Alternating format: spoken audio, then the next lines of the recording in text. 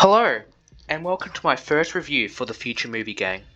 For this channel, I'll be delving into some great sci-fi movies that I've seen. I'll be talking about whether I enjoyed the movie, giving the pros and cons, and would I recommend it or not. I'm sure anyone who's seen a review of any kind knows what to expect. This will then be followed by the more critical analysis side of things. The sci-fi movies provide so many great futuristic concepts that could very well apply to reality, ranging from a few years to now, to decades.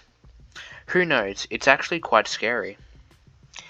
Anyways, before I get into the review, I want to let you futurists know that in order to give an in-depth review and analysis of the film, I will be delving into the crucial plot point of the film.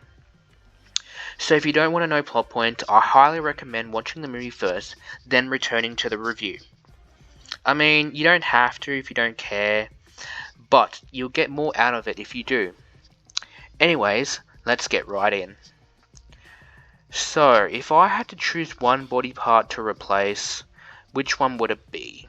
That's actually quite difficult. I wouldn't want to do it at all, if I'm being completely honest.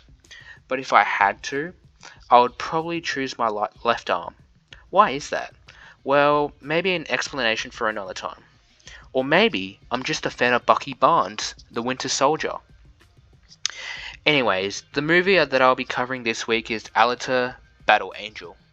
The movie was directed by Robert Rodriguez and produced by the great James Cameron.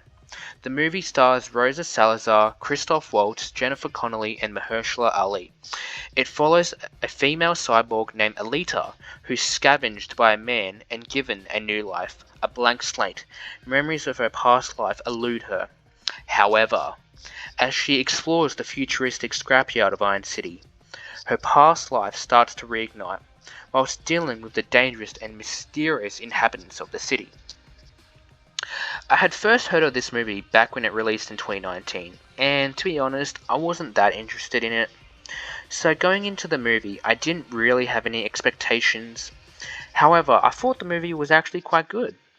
So where do I start? Visuals, visuals, visuals. The movie was beautiful.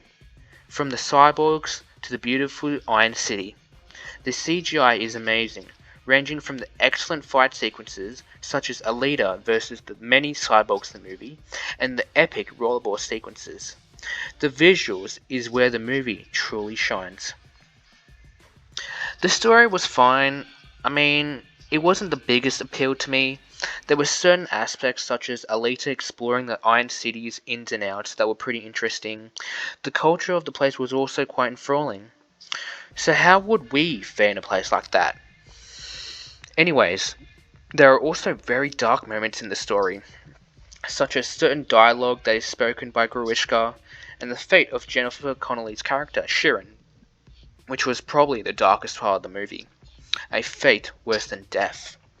Anyways, before the review gets too depressing, the movie was enjoyable. I haven't read the manga or seen any of the anime. Would I do so after watching the movie? Not anytime soon. I liked it, but it wasn't enough for me to go any further. There's been word of a sequel, but who knows? If the sequels are just as good as the first one, then maybe I'll further delve into it. So, after that, I would probably give the movie a 7 out of 10. And yes, I would recommend it. Alrighty futurists, now that the review section is out of the way, let's get into the nitty gritty side of things. The movie has a major abundance of cyborgs, a mix between machine and organism, a being of fiction that's becoming more and more prevalent within reality. The cyborg is committed to intimacy and irony. It is utopian. However, with the concept of innocence, I found this concept to be incredibly interesting, as almost every character within the film sported some sort of cybernetic enhancement. As modern medicine is populated with cyborgs, whether it be human or animal, with the joint venture of organisms and machines, there have been surveys that were delivered to the millennial generation, and they were asked on whether they preferred either human, animal, or mechanical medical therapies. There's a clear appeal to the last. The mechanical parts have no association with the living and would not be able to be contaminated by them. when organ transplants can cause periods of rejection. The worst case scenario with a mechanical device is a malfunction. This is why removal or installation of medical body parts within the film are so incredibly prevalent and common. Within a short span of time, warning, I'm about to bring up Sharon's fate. Sharon's eyes, brain, and hands were able to be removed and placed within a chamber, where she's still able to operate consciously. Furthermore, this is probably why Alita's brain was still intact after being dropped from Salem.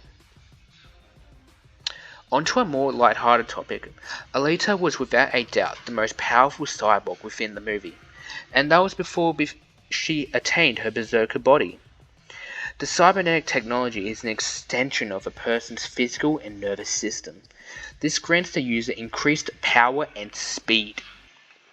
The human race is limited to only understanding and visualizing through a three-dimensional perception. However, on the flip side, computers have the capability to deal with hundreds of complicated dimensions.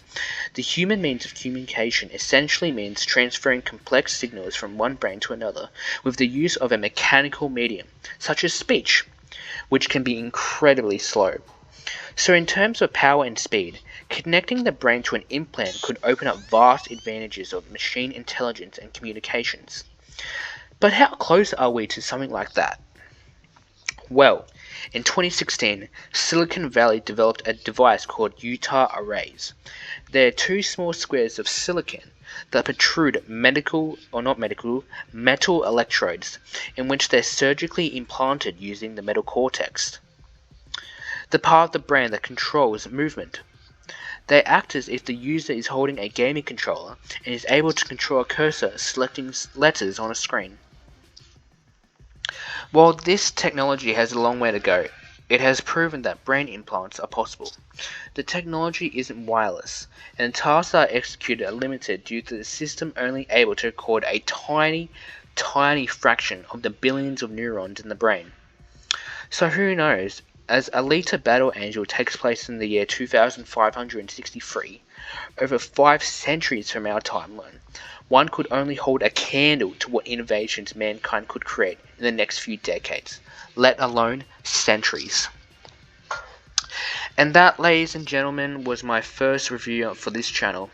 I actually enjoyed writing this review, as it not only allowed me to watch a good movie, but the talk of these crazy cybernetics and implants has intrigued me to what the future generations could experience. If you enjoyed the video, leave a thumbs up and comment.